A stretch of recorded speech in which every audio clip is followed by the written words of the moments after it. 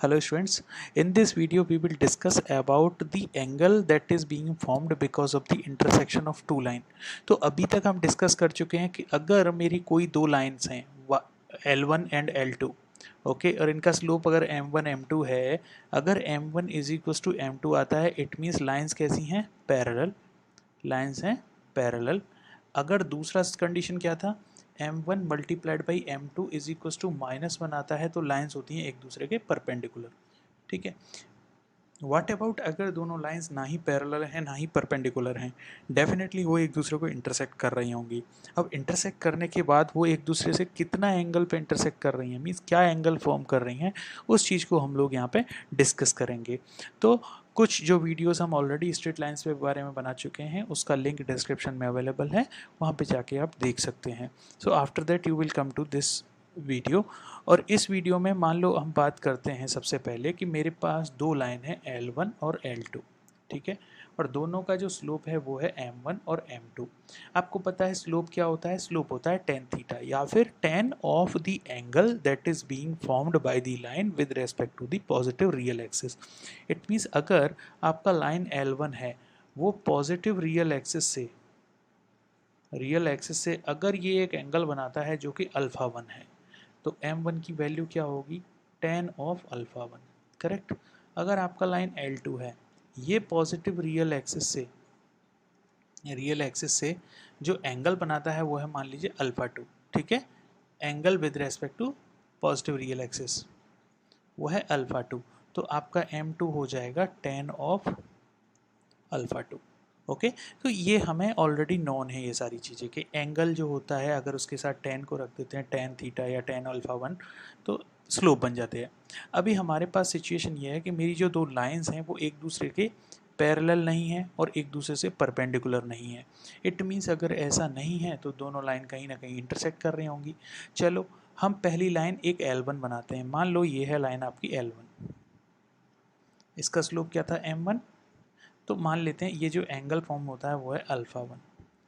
दूसरी लाइन है मेरे पास L2, चलो मेरी लाइन हो गई L2 ये वाली, और ये एंगल कितना बना रहा है with respect to positive real axis, positive x axis alpha 2। Okay, जब ये दोनों लाइन एक दूसरे को इंटरसेक्ट करती हैं तो मान लेते हैं इंटरसेक्शन के बाद ये दोनों एक दूसरे से एक एंगल फॉर्म करती हैं वो है थीटा, और हमें थीटा ही चाहिए, थीटा ही हमारे लिए क्या है, एक आउटपुट है जो हमें चाहिए। देखो अब अगर थीटा कैलकुलेट करना है तो उससे पहले मैं एक ट्राइंगल बनाता हूँ, ट्राइंगल ए बी और सी। ये एक ट्राइंगल हो गया, इसका एक एंगल क्या है अल्फा 1, तो डेफिनेटली अगर इस एंगल को मैं कैलकुलेट करना चाहूँ तो ये एंगल कितना होगा, ये एंगल होगा 180 माइनस अल्फा 2 होगा, क्योंकि ये एक स्ट्रेट लाइन पे बना हुआ एंगल है तो डेफिनेटली 180 डिग्री समेशन होगा, तो ये एंगल हो जाएगा 180 माइनस अल्फा 1। अब देखो ये एंगल है थीटा, डेफिनेटली जब दो लाइन एक दूसरे को इंटरसेक्ट करती हैं तो अपोजिट एंगल हमेशा इक्वल होते हैं, तो ये अगर थीटा है तो ये भी थीटा होगा, यस, ठीक है।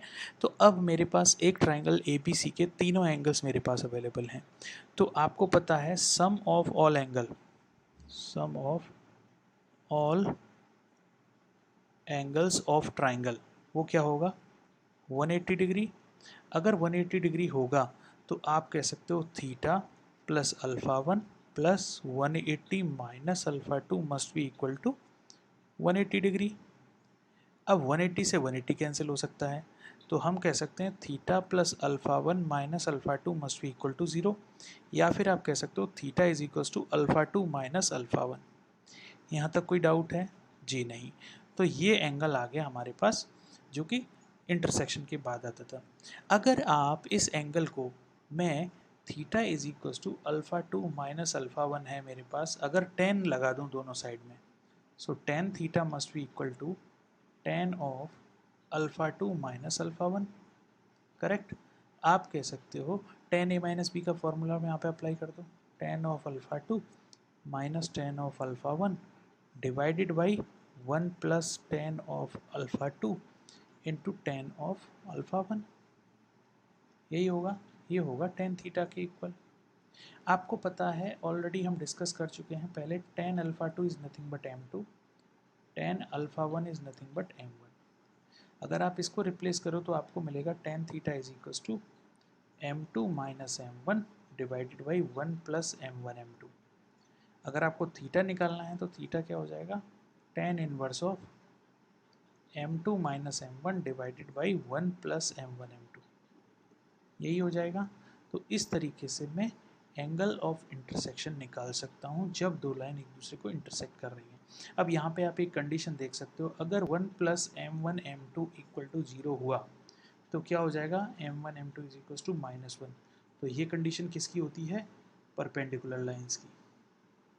ठीक है, तो इस फॉर्मूला को जब आप यूज़ करेंगे तो आप बोलेंगे 1 plus m1 m2 should not be equal to 0। तो आपको कोई भी स्ट्रेट लाइन की इक्वेशंस दी हो, आप डायरेक्टली उनको देख के बता सकते हो कि वो एक दूसरे को कितने एंगल पे इंटरसेक्ट कर रही होंगी।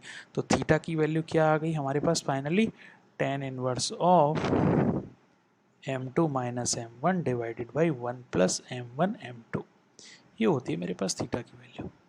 तो इस क्वेश्चन से, इस टॉपिक से रिलेटेड कोई भी क्वेश्चन आपके पास आता है तो आप इजीली सॉल्व कर सकते हो।